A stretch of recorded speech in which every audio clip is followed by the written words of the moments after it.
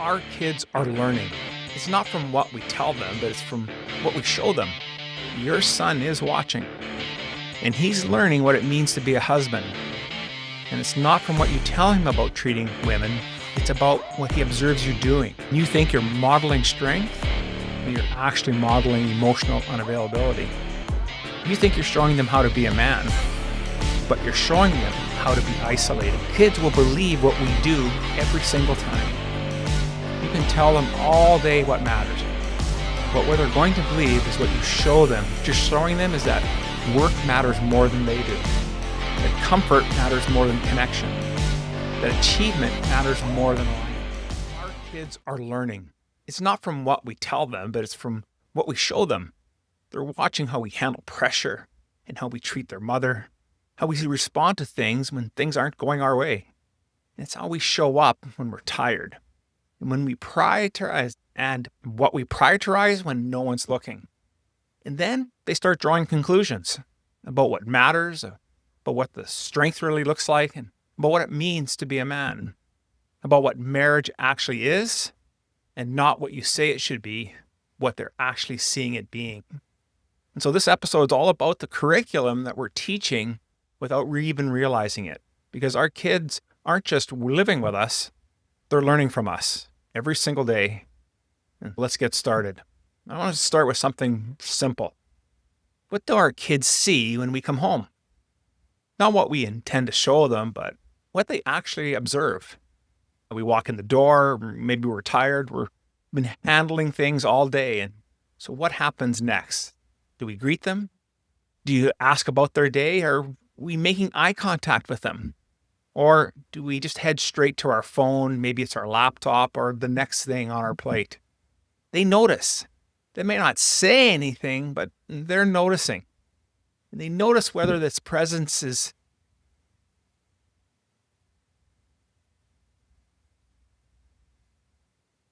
They notice. They notice whether their presence registers with you. And they notice whether we light up when we see them, or whether we're already thinking about that next thing that we need to handle. And they also notice whether we're actually there or we're just physically present while mentally we're in some other place. And so what happens? They start to draw conclusions, not consciously and maybe not in words, but practically. They learn Dad's presence is conditional. And when he's stressed, we don't exist. And when he's focused on work, we need to wait. And when he's available, we take it because we know it won't last. Now, let's move to the dinner table. What do we see at the dinner table? Do they see us being present, asking questions, listening to their answers, and actually getting engaged with what's happening? Or do they see us distracted? Maybe we're checking our phone or responding to messages, thinking about something else while mechanically we're just shoveling our face. And they notice whether we're with them or we're just near them. They notice whether those conversations with them are actually mattering to you or whether you're just tolerating them until you can get back to what you were doing. And here's what they're learning: that time with family is an obligation, not a choice. And so Dad shows up because he has to, not because he wants to. And presence, then it becomes performative. It's about being seen, but not actually being there. Now, let's have a look at what our weekends look like. What do they see us doing on Saturday? Do they see us choosing to be with them, or do they see us fitting them in between the other things that are on our plate? Working in the morning, maybe we're handling projects in the afternoon and finally available in the evening when we're exhausted and when they get what's ever left over. And they notice that order. They notice what gets your best energy and what gets the leftovers. And they also notice what you're protecting and what you're willing to squeeze in. And so they learn. They learn that they're just not the priority. We're what Dad does after everything else gets handled. So I have a question for you. What are your kids observing about where they rank in your actual priorities? Not your stated ones, but your actual ones. So here's a hard one. Our kids are learning what marriage is by watching us. Not by listening what we say about marriage, but truly watching how we actually treat our spouse. When you and your wife disagree, what are they seeing? Do they see you engage? Do they see you listen? Do they see you work through something together? Or do they see you shut down, dismiss, redirect, leave the room, go silent? Again, they're learning. They're learning when marriage gets hard, men check out. When you talk to your wife, what do they see? Do they see that you respect her? Do they see kindness? Do they see that you're interested in what she thinks? Or do they see you impatient, interrupting, correcting, managing her like she's one more thing on your to-do list? Again, they learn that wives are to be managed and not partnered with. When your wife needs something from you, maybe it's attention or help, presence, what are they seeing? Do they see that you're responsive, or do they see that you become resentful? Annoyed maybe that she's asking, frustrated that she needs something, treating her need maybe as an interruption. And so they learn a good husband provides, and a good husband doesn't have to be emotionally available.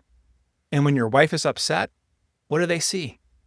Do they see you move towards her, or do they see you avoid her, waiting for it to pass?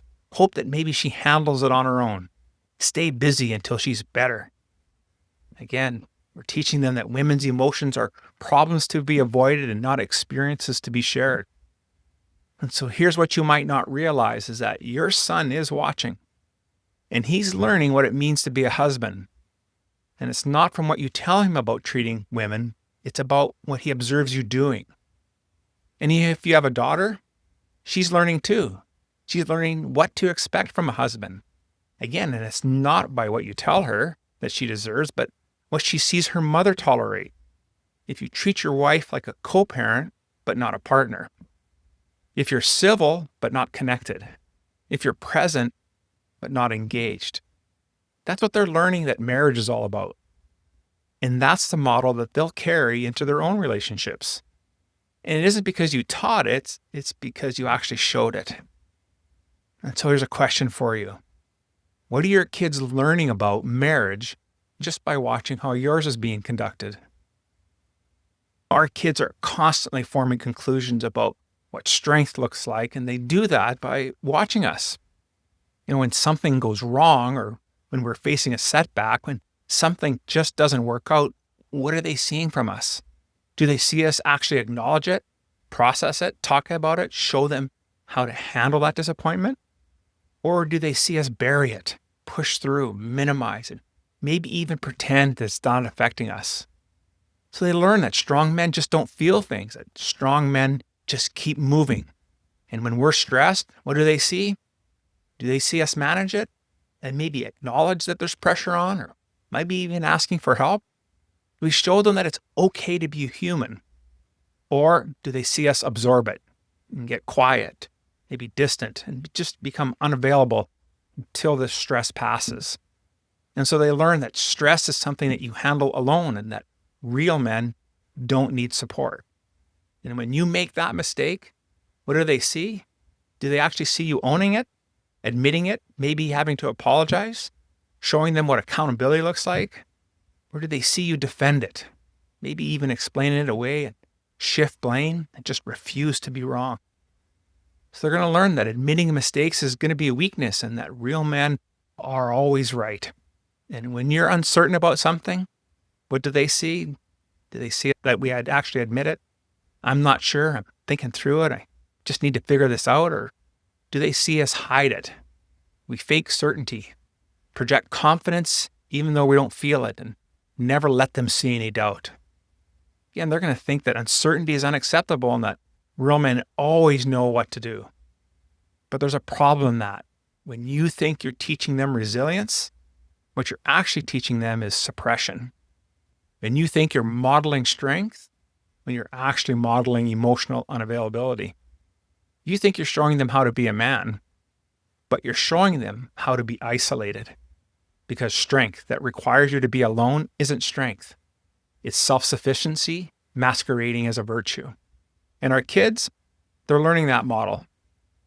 So what version of manhood are your kids learning by watching how you handle difficulty? And so I have the most painful one here to talk about. Our kids aren't learning what actually matters. They're not listening to what we say, but by watching what gets our attention. And so you tell them that family is important, but what do they see? They see you work late? Do they see you miss dinners?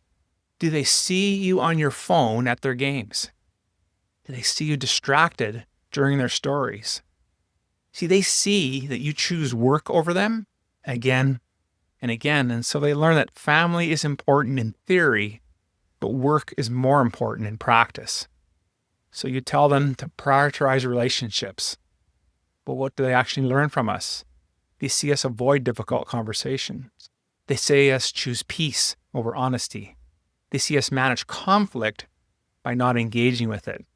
And so they learn that relationships matter, but not enough to risk discomfort for. So you tell them that success isn't everything. But again, what do they see? They see us sacrifice everything for success. They see you measure your worth by your output. They see you anxious when you're not achieving. And so they learn that success might not be everything, but it's what dad actually lives for. And so you tell them to be present. But again, what do they see? They see that we truly are never present. We're always thinking about the next thing, partially distracted. Mentally, we're somewhere else. And so they learn that presence is an aspiration and not a practice. And so here's what's happening. There's this gap between what you say and what you actually do. And our kids will believe what we do every single time. You can tell them all day what matters. But what they're going to believe is what you show them what truly matters by how you allocate your time, your attention, and your energy. And right now, what you're showing them is that work matters more than they do, that comfort matters more than connection, that achievement matters more than alignment. And not because you're saying it, but you're living it. And so if your kids had to name your actual priorities based on what they observe, not what you're telling them, what would they say? And here is truly the hardest truth. Your kids are also drawing conclusions about themselves. It's based on how you're treating them. It's based on how you respond to them. And it's based on what they observe about what their value is to you. And when they try to tell you something and you're distracted, the message they get is, what I have to say isn't important. And when they want your attention and you're busy, what they hear is, I'm an interruption. And when they need you and you're unavailable, they hear, my needs are inconvenient. And when they want to be with you and you're focused on something else, they hear, I'm not worth prioritizing. Now, I'm not saying they articulate it this way.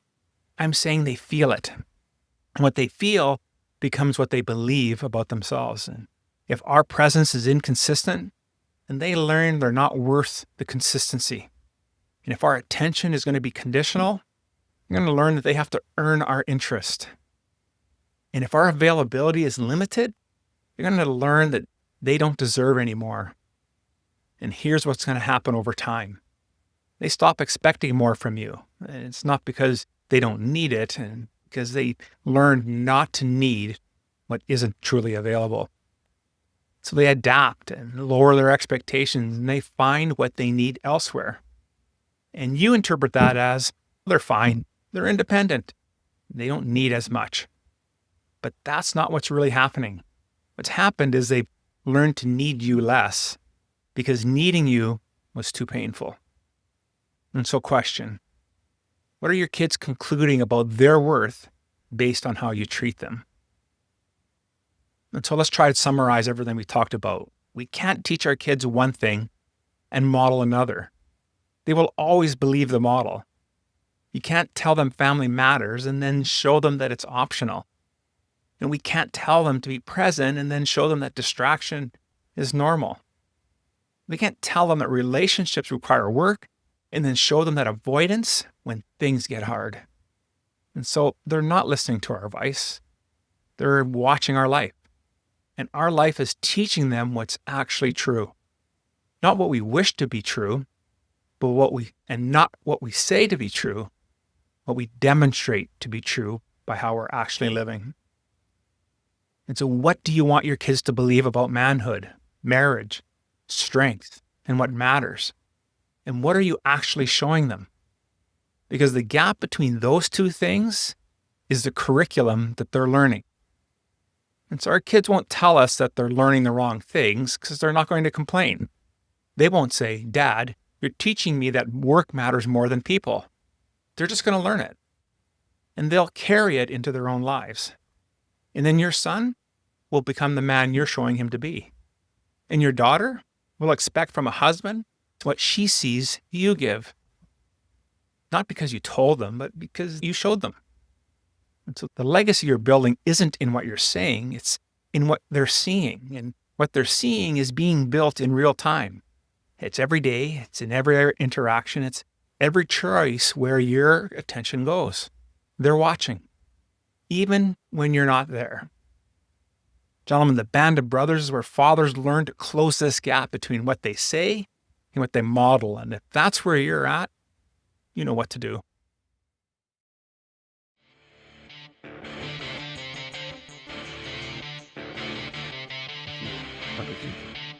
Thank you for listening to the Revolutionary Man podcast. Are you ready to own your destiny? To become more the man you are destined to be? Join the brotherhood that is the Awakened Man at theawakenedman.net and start forging a new destiny today.